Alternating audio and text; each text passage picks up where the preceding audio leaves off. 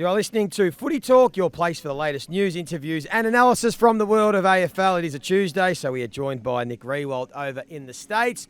G'day, Rui. You been watching much of the Olympic Games? You been seeing much? I have. I've been keeping up with it. But, I mean, the one thing that is a little bit jarring is I keep turning it on expecting them to focus on Australian sports and Australian sports people. And, of course, they're very, very heavily focused on the Americans. The one thing I do love about the Americans over here is depending on where they're sitting on the medal tally, if they've got the most golds, well, then that's how they work out who's on top of the medal ladder, who's got the most golds.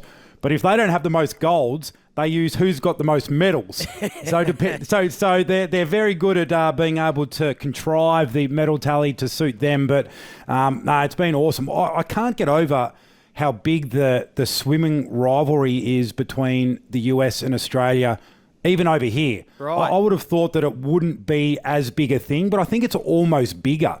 So much so that even the commentators, when Australians are in the pool, they talk about how hard most Americans would be cheering for, a Hungarian swimmer or an Italian swimmer just to beat an Australian because the rivalry is that big. So a huge compliment to us as a nation that we seem to irritate them so much in the swimming pool. Yeah, good one. It does feel like that. It's like we're always chasing the Americans. It's like that's our hurdle as Australian swimmers. But for the Americans, it's probably we can't let these Australians beat us. That sort of mentality. They get nervous. And there will be some great swims coming up. I think Ariane Titmus will be taking on Katie Ledecky.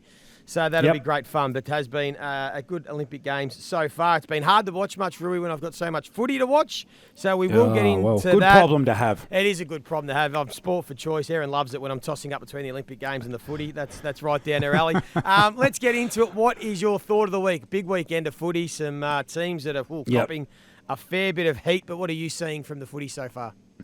Well, would not have entertained saying this a month ago, given how red hot Sydney's form was, and was even less likely to say it probably 2 or 3 months ago, given the team was struggling so much. But I think it's time, Joey. I think we've got a new number one seed, and I think it's time to declare the Brisbane Lions are the number one seed as we sit right now for the flag. Sydney, few chinks in the armour. Some of their guns have not been in the form that was you could reflect on carrying them to some of the wins that they were having. I know they've had close losses, but when you look at what the Lions have been able to do since the rough start that they have, what were they, 2-5 early on in the season, some of the wins that they've been able to notch over the last month, the Q Clash, I don't care where teams are on the ladder, the Q Clash is always a real game of footy. Sydney, Port Adelaide, they smacked. The Western Bulldogs they beat, and that form is really standing up as well. So, look, I think it's time. Wouldn't have considered it a month ago, but I think it's time to declare the Lions the number one seed. I'm with you there, Roo. I think you have to, and you've got to take into factors things like Brisbane have been there and done that in recent years. I know Sydney have a couple of years ago, but Brisbane, I think they're building a resilience about them with what happened at the start of the year. I think they've got more balance in their team than the Sydney Swans. They are relying on less players. Like Lockie Neal is their superstar, but Rayner and McCluggage and Dunkley and Berry and Ashcroft are back. Their forward line, they've got a good even spread. Just got to get their defence fit and firing, Brisbane, but they've been able to find ways to win with a bit of a makeshift defence at times. So I'm with you. And we're certainly not jumping off the Sydney Swans. Like, they are absolutely in this to their eyeballs, Roo. Like, they're going to have a home prelim, let's be honest. So they're going to be playing they're going to have a home prelim at the SCG. So they are in the box seat to make a grand final, but I think we all agree from where they were coming from, the heights of where they were a month ago, and we did try and flag. I know there were some close losses, but we did flag there were some concerns with the Sydney Swans game, and it is a challenge. Teams have taken away things from Sydney that was a strength of theirs early in the year, particularly their want for short kicks and coming through the corridor out of defence. Teams have stopped that, and you're right, the three big boys, the three midfielders, the big guns, they were playing at a ridiculous level at the first half of the year. Let's be honest. It was almost unsustainable levels, the influence that they were having on that team, and they've just come back to human levels, and it's made a difference. So I like that one from you. I tend to agree. Brisbane and Sydney are both in the box seat. I think, looking at it the way it might end up, they'll both have home prelims. So there's a lot of teams we're going to talk about in a moment that are in form and that are coming and that are all a chance, and that is correct. But if you're going to have to win a prelim either at the Gabba or at the SCG, you're going to be absolutely airborne to get through to a grand final. So I like it. And that leads on to my thought of the week, Roo, because just following on from your point about Brisbane is I've been listening to a lot of the talk this week, and there's a lot about Essendon and about Carlton, and they've both got the wobbles and the teams that are coming good. We don't tend, I think, in the media to focus enough on about the ability of teams to value defence and having the strong defensive values and principles that you need to win a premiership. So the last 20 premiers have all been top 6 defensively. So if you do not have strong values defensively, you can't win a premiership. That's just fact. And it's interesting when you spoke about the Brisbane Lions. So even though they were 2-5 and they were struggling early in the year, you know what they still were? They were top 4 defensively. So their offense was struggling. Their ball movement had deserted them and other parts of their game, but they were still strong defensively. Fremantle, early in the year, there was a lot of talk about how they played on offense and how boring they were in this. But you know what they were building? A defensive profile. They were valuing defence first, and they've been able to add layers. I think it's why you and I are strong fans of Ross Lyon and why St Kilda are still improving as the year's going on, because they've always valued defence, and now you can add a bit of offence. And when you look at teams like Carlton and Essendon and Port Adelaide, and this year, the Geelong version, this year, not Geelong of the past, who always were elite defensively, they're the teams that have been inconsistent that you think you find it hard to win a premiership until they get that part of their game right. And from what we've seen this year, that they've been a bit inconsistent. So I just think we've got to give credit to teams that value defence. And the big one is Hawthorn. So this run of Hawthorn, everyone is calling them the Showtime Hawks, the sexy Hawks. They're the best team to watch. But guess what? Since about round 6, they're second in the competition for points against. They're only about mid-table, points 4. Yeah. But it's defence that they have built this run on that no one talks about. It's all about the handball game and the small forwards and those sorts of things. So just thought it's worth mentioning for the listener just to educate them a bit more that if your team isn't sound defensively, you're going to win games because you've got talent and good players and these things, but you can't win premierships. Would Collingwood be the poster boys then for that as well? Because like number 1 last year, 100%. Like they were ferocious with their pressure. Is that is that what's dropped off for Collingwood? Yep, 100%. They're exactly right. They've been inconsistent defensively this year. Yep, they've lost their sound identity defensively. And even remember for Collingwood last year, when they late in the year they lost a bit of form. The one thing that stood up for them in that final against Melbourne, when Melbourne had 30 more entries, was they stood up defensively because they'd had the sound principles from the previous years. Even under the Nathan Buckley regime, they were always strong defensively. You think about Melbourne's premiership in 2021, always off the back of defence. Geelong in 2022. So it stacks up, and it's something that I thought was interesting from on the couch, and this is what made me think of it, Rui. Last night, Daniel Hoyne gave the boys the stat from Champion Data to On the Couch. So Brad Scott's coached 11 seasons. Only once in those 11 seasons has he coached a team top 6 defensively. Wow. So that was interesting for me, saying, gee, because if you're not top 6 defensively, you can't win premierships. You can't win it. He can't win it. He can't win it. So that was part of. Is that because? So drill down on that with me a little bit. You're talking about sound principles. Is the greatest principle of all that the players actually are desperate and buy into defence? Buy in and value it, yeah. Because that's the stuff that, as you know, Roo, as players, we need to. It's a mental thing that you want to do because we all know how to chase the footy and how to get kicks, and that's what everyone that's got drafted has done. But defensively is something that it's more of a willingness and a want to do because it's not natural for most footballers to buy into that sort of thing. But once you believe that is what is most important, you tend to do it because you get rewarded for it. So I just thought it was interesting and that's something I was thinking about, so I thought I'd bring it to Thought of the Week. The best way to get players to buy into it is to hold them accountable to it. And, you know, if people remember back to, you know, I think it was 2008 before we went on our run of consecutive grand finals, it was 2 of our best players, Stephen Milne and Nick Del Santo, were dropped by the coach, both all Australians, for not showing enough defensive intent. So maybe that's the lever for some of these clubs now, while you've still got a little bit of time, is you execute 1 or 2 to educate 1,000, Joey, and the rest of the playing group are on notice that if you don't try defensively, you don't play. Spot on, Rui, and that is also a shout at the Western Bulldogs. That is what they have done this year. They've bought in defensively. They've always had issues with the way they defend and they zone, and they don't really buy in, but they have knuckled down this year. Of course, Rory Lobb going back as help, but that has been a big strength of theirs, so well done. Hey, got to give a shout-out to Scotty Pendlebury this week, who plays game number 400. What an incredible career he's had. Pick 5 back in 2005. We know he's won a couple of flags. He's broken our heart with a 2010 Norm Smith medal. 6-time All-Australian, 5-time Copeland, 3 Anzac Day medals, the most disposals ever in the history of footy. The level of high-level consistency from Scotty Pendlebury is what stands out for me. Like, I reckon you go back and watch a game from 2007 and 2023, and it looks exactly the same, the way that he plays. Yeah. He just delivers the same performance every single week over 18 years. It's been incredible. Yeah, I mean, I think when I think about Scott Pendlebury, I mean, there's probably two things. That the game has always just slowed down around him. So pace is almost impossible to lose when you dictate the pace of the game, yeah. And he's been able to do that better than anyone I've ever seen. He just has that uncanny ability. And the other part would be what we don't see. The way he prepares, the way he has looked after his body, maintained his body.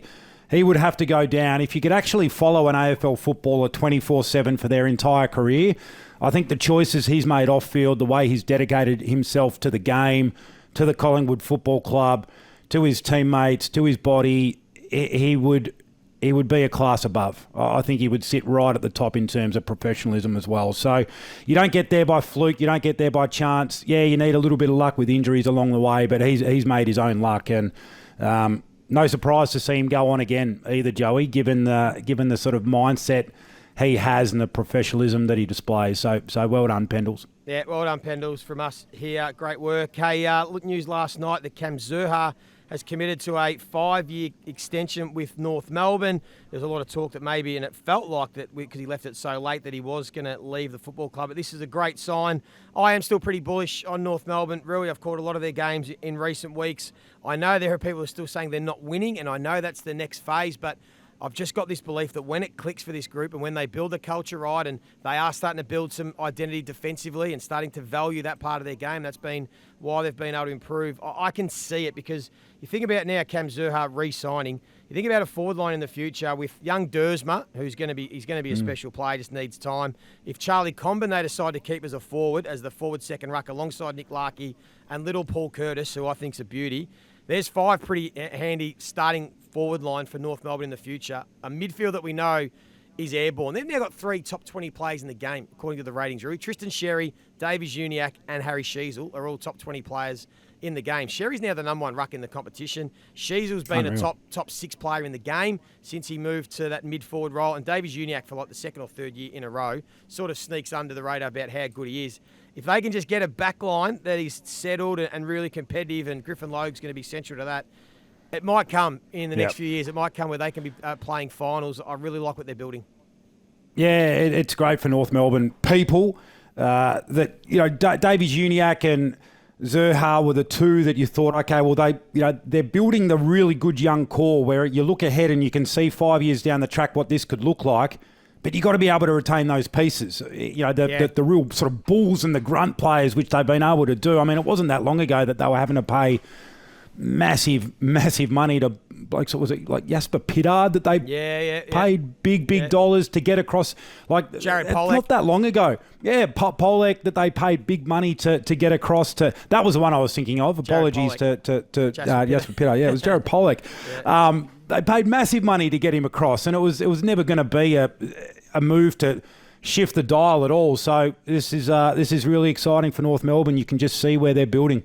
Yeah, spot on. Really like it. And just a quick one on the coaches' votes. Nick Dacos now, after his best on ground performance, leads the coaches' votes ahead of Isaac Keating. And Caleb Sarong is closing hard in 3rd spot after winning his 3rd Glendinning Allen medal. They are flying. Fremantle going beautifully. Nick Dacos, it's going to be a great Brownlow count this year with Nick Dacos, Paddy Cripps, Bontempelli, and Lockie Neal is going to come as well. A chance for a 3rd Brownlow medal. Like, it could be a historic night. Like, everyone's going to Sarong? Sarong will be there as well. I think he'll round out the top 5. Yeah. Sarong and Merritt will sort of be close, but I just think the count will, like Nick Dacos, and he's going to win a Brownlow at some stage. Pick one. Well, Pick one right now. Everyone, I'll get to it, but everyone wants Bontempelli to win one. He deserves one. Yeah. Cripps can win 2, and Neal could win 3. I think right now it's a toss-up between Dacos and Cripps. It's going to come down to the last 4 weeks. And I just thought about it. It could be decided this Saturday night in Pendles 400th. Collingwood, Carlton, Chincotta is going to go and tag Nick Dacos. I think there's nothing more certain. I don't think Collingwood are going to tag Cripps. So this could be the chance for Paddy Cripps to get another 3-voter against Nick. And if that's the case, that just might be the gap. Or if Nick can find a way to break away from Chincotta and run amok again like he did on the MCG on Sunday, he could almost sew it up. So it's going to be a very I still like Bont. I think the only thing that can cost Bont is Adam Treloar. Yeah. If he takes enough threes away from him. But Bontempelli's the sort of player. Bont can have 22 and kick 2 and still pole the 3. He can. Because he doesn't need to have the 35s every week like a Dacos does to get the 3 votes. I think he's a different style of player, and I think he's a proven polar, so I'll be taking Bont. That is true. It just feels like Bont's just lent on his teammates a bit more in recent weeks, and part of the I know, but he doesn't need to have. Yeah. Because if it's a blanket field and Bont was pretty good, just scribble his name down. That's how it works. It'll doesn't be it? Bont 3, Treloar 2. That's what they'll go with every week. That's what they'll do. Yeah. Bont 3, Treloar 2, Ugelhagen 1. Yeah, that's it. Hey, we'll get into real talk, shit talk after this. We want to fire some questions at you, but I hope you're enjoying Footy Talk. If you are listening on Spotify, hit the bell to be notified when we do drop new episodes. We'll be back right after this. You are listening to Footy Talk. If you do want to check us out on Instagram, check out at @footytalk_pod. I'm here with Nick Riewoldt. We play real talk, shit talk. Some of the statements and comments that have been made the last 48 hours and our take on them. I'm asking you first, Rui. The Fremantle midfield trio, Brayshaw, Sarong, Hayden Young, all very high in the coaches' votes we were talking about earlier, is now challenging the Sydney Swans for the best midfield trio in the competition. Real talk or shit talk? Challenging is real, but they haven't overtaken them. The Sydney boys have had a few quieter weeks, but they still have that mantle as the number one midfield in the comp. But I think there's some others too. I mean, you spoke earlier about North Melbourne having 3 top 20 players, and they're all through the midfield. They will be as well. Midfield at some stage. Bontempelli and Treloar we've spoken about as a Batman Robin duo. So I think there are plenty. But Fremantle, yeah, absolutely. Big reason why they're up the ladder. I think they spread the load a bit better, but the Swans boys still have that mantle for me. Yep. Speaking of Adam Treloar, Joey, we touched on him earlier as well. Does he get his first All-Australian blazer this year? Real talk? For me, I did my All-Australian team last night at home. He's in my team, so that is real talk. He plays game 250 this week against Melbourne, so a shout-out to Adam Treloar. Such a consistent player. 3 times he's been in the All-Australian squad and never made the team. He's never won a best and fairest. He's always been second and third. I know what that feels like when you keep running into players that keep winning them. They had him in their contracts like you that had to win the best and fairest. But he's had a career best year. So I want to see Adam Treloar get his first All-Australian blazer. Who'd you have in your midfield out of interest? My starting midfield was Cripps, Nick Dacos, Sarong. And then I've got Lockie Neal and Treloar on the bench. I had Zachy Merritt on a wing.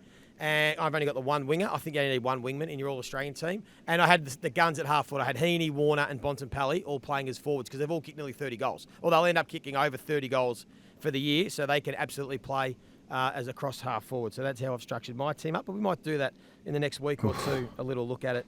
You wouldn't want to be a forward. No, there haven't been too many forwards at getting. You've got a couple of key forwards. You've got Tyson Stengel in there. But no, half-forward flankers. Give me a half-forward flanker that should be in the All-Australian team. There's not too many. No. Can't. No. What else? All right, I've got another one for you. It is possible. No, it will happen. There will only be one final in Melbourne before Grand Final day. Have a look at the ladder. Okay, I'm looking now.